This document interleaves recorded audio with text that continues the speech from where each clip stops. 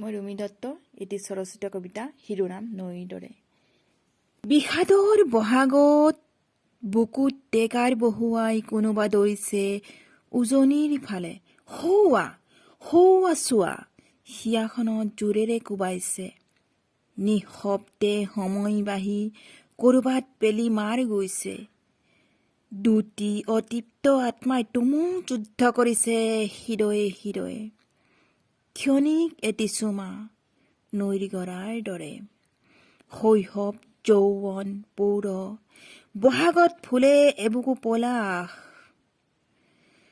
নদিহিঙৰ পলাশ শিমলুৰ মাজত তোমাৰ হাঁহিৰ ঢৌটিয়ে মন কাহি কৰিছিল থৌকিবা থৌ।